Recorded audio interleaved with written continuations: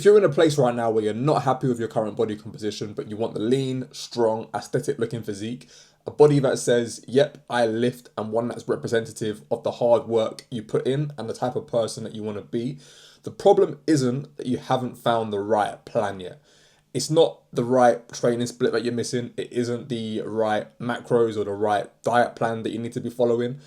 It's something completely different. But I see people falling for this time and time again, thinking they're just the right plan away from getting the body of their dreams. And I was in this very position myself, and it's why I spent over 10 years putting all the effort in with mediocre results. And what that leads to people doing is thinking, oh, they look over the fence to see someone else who's in the kind of shape they want to be in, and they're like, oh, that guy is doing push-pull legs. Maybe upper lower isn't the right way for me to go. Or they'll see someone else talk about how many calories they're eating and they're in banging shape, and you'll think, oh, maybe that's how much I should be eating. Then you completely rip up your plan of what you're doing right now and follow down that path.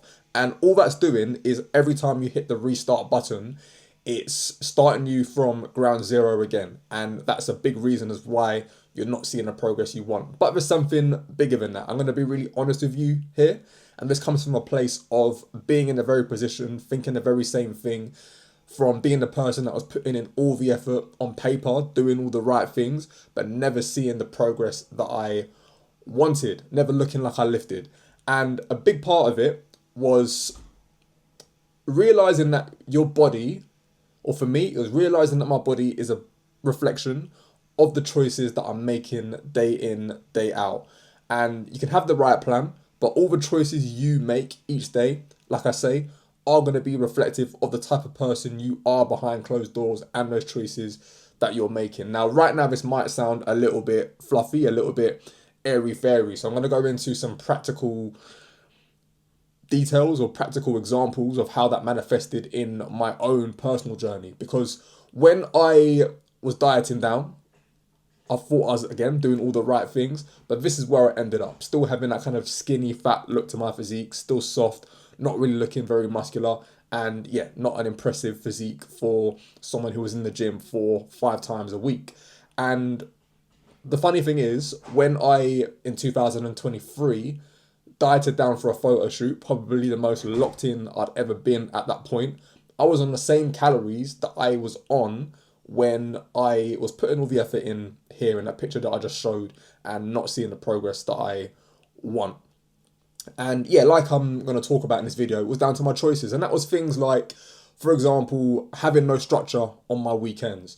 I was eating completely different foods by the time Friday evening swung around, going into Saturday and Sunday.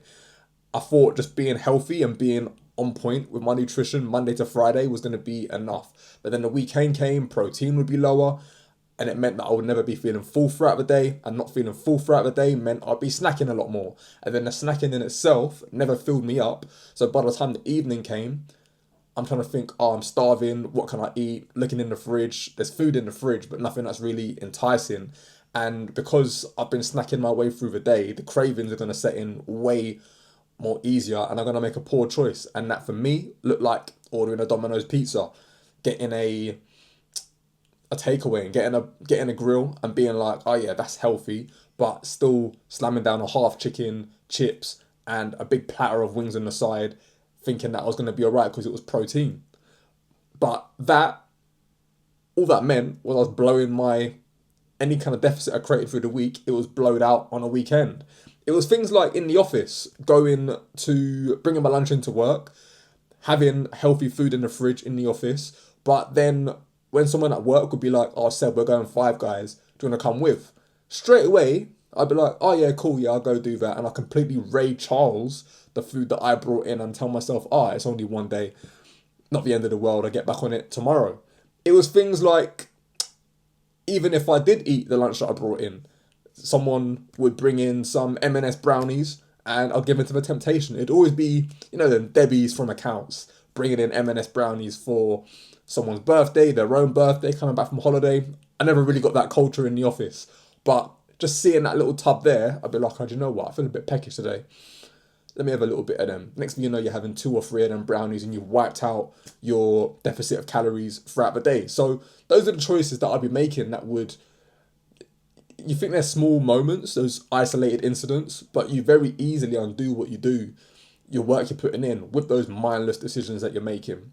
If we're looking at the gym, it was things like getting to, after a long day of work, going to the gym, telling myself, oh, I feel a little bit tired today. Maybe I'll take it a little bit easy. I'll still go, but I'll half-ass it. And some things would get cut down to 2 sets.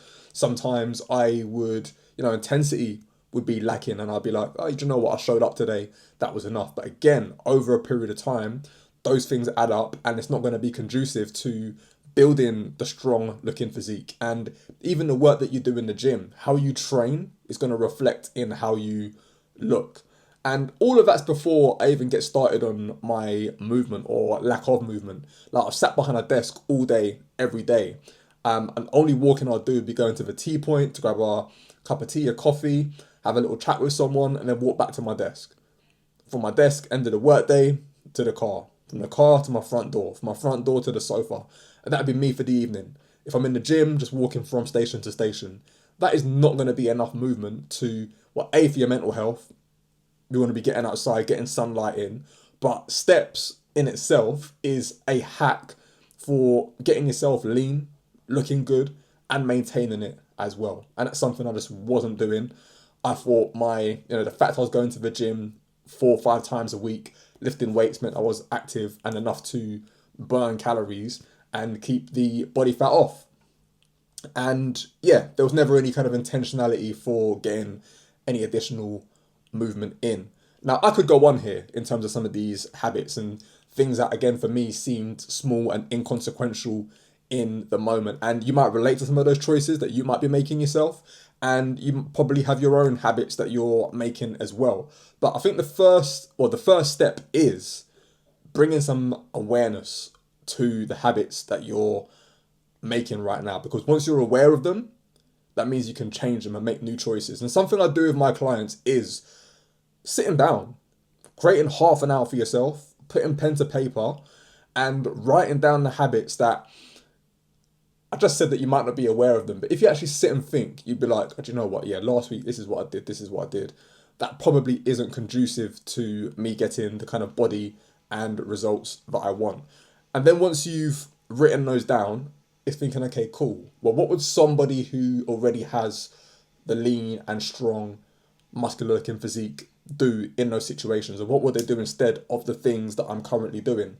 Then what you're doing there is you're giving yourself a little bit of a playbook of what you need to change. And it might be you pick 2 of those things that you actively work on right now. It might be all of them. It depends on how quick you want to move with things.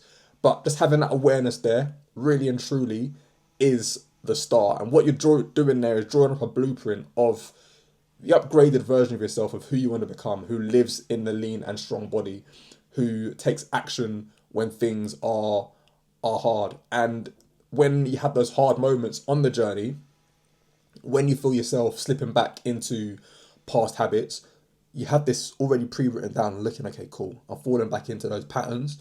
This is what I need to do to pull myself back into that new identity. So yeah, because you're in the game for, if you're still here watching this video, you're past the point of trying the plans, past the point of trying to work out the right calories. You know that this needs to become a lifestyle change to cement this as part of your day-to-day life. And yeah, with my clients in the program that we work through, the first 16 to 26 weeks, the first 4 to 6 months is literally about that. Yes, we'll get you lean, the leanest you've ever been, the best shape you've ever been in, but it's also about cementing these habits, because even when you've dropped the body fat that you want, these habits, albeit of different food choices and whatnot, but that's a little bit more, that's more of the tactics. But the choices that you're making, the person you become, and the identity you start creating for yourself in that period of time is what's going to carry you forward to then maintain that physique and this become a core part of what you do for your life and being able to maintain it with relative ease.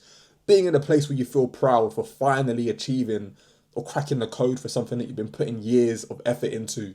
Every year saying, oh, this is going to be the year where I finally crack it. And then next thing you know, January comes back round again and you haven't got there. But going through this phase and dealing with these things stops you becoming that person that's setting these New Year goals and never following through. So that's what it takes. It takes upgrading your mindset, upgrading the choices that you make on a day-to-day basis, becoming that new version of yourself. And you'll get as I put these videos out, yes, I'm going to be talking about what you can do on a day-to-day basis to get yourself the lean, strong-looking physique, how to drop body fat, how to build muscle mass. But I'm big on mindset as well, and that's what's going to make this a long-term lifestyle change. But anyway, that's enough from me today. Hope you're enjoying this video as much as I am making them. If you've enjoyed this, if you've resonated with it, make sure you give me a subscribe. If you follow me on Instagram, drop me a little DM. Let me know what your biggest takeaway from this video was, and I'll catch you in the next video. Peace.